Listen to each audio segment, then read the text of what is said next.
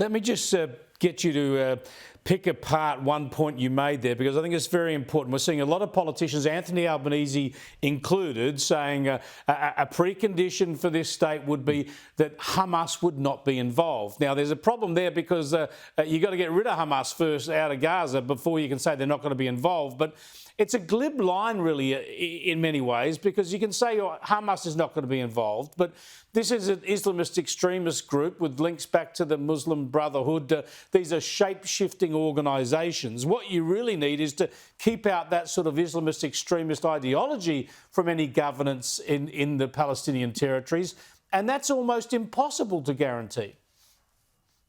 Very, very difficult to do. I noticed the other day the Arab leaders also coming out unanimously agreeing that Hamas needs to be expelled from Gaza, from the governance of Gaza. So every effort should be made to do that. And that should be the focus of international diplomacy and international comments. I mean, I agree that a ceasefire would be good, but why won't Hamas agree to a ceasefire? Why won't they release the hostages? Why won't they allow a restructuring of the governance in Gaza?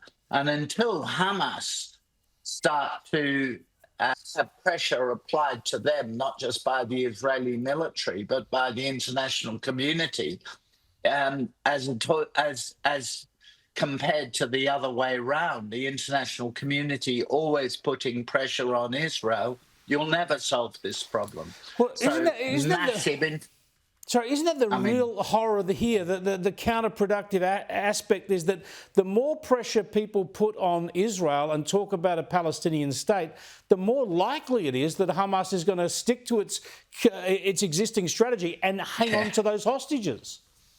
Exactly. And the more, what the international community is starting to do now, what Western powers like France, Canada, the UK and so on are doing now is empowering Hamas by taking the Hamas line that Israel is not providing sufficient food, Israel is too violent, and so on, taking the Hamas line and encouraging Hamas to double down on their strategy instead of doing the exact reverse. The pressure shouldn't be on the Israelis.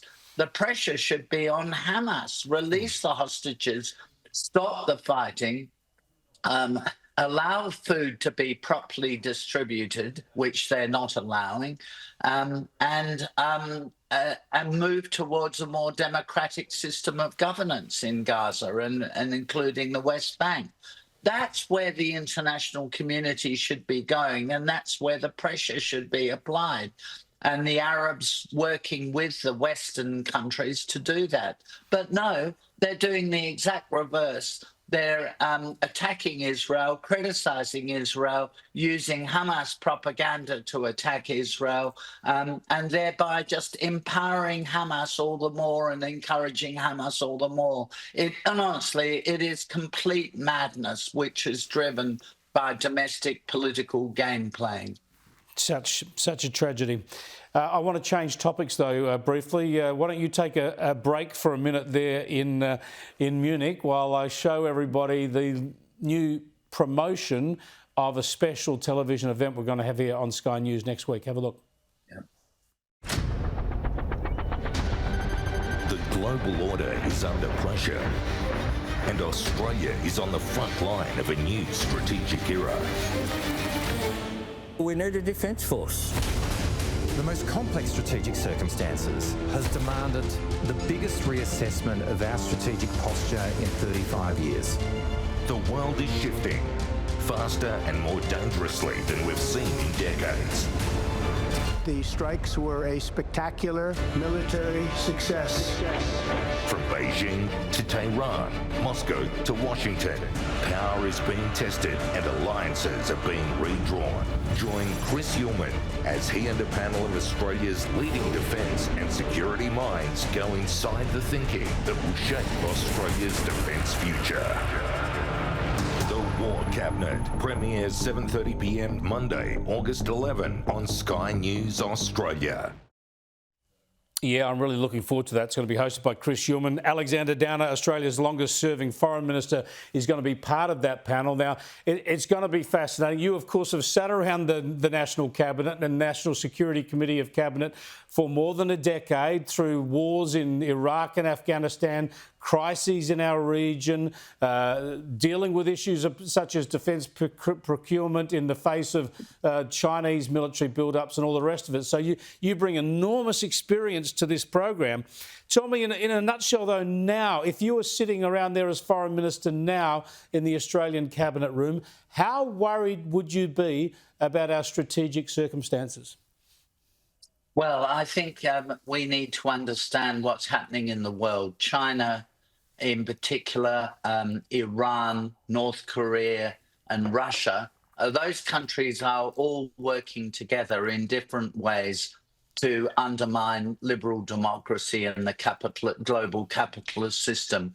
We have to work with our allies, with like-minded countries, obviously, above all with the Americans, to counterbalance that coalition of adversaries.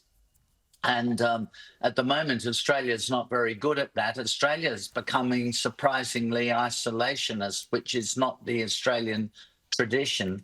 Whereas the Americans, who are, President Trump accused of being an isolationist, is far from it and has been very forward-leaning in his approach to, in particular to Iran, but also to China and Russia. Not very successful with Russia so far, but it reminds us that we've all got to consolidate and work together, and that includes increasing our defence effort. Our defence force is hollowed out, so we need to start finding ways of increasing the strength of our defence force.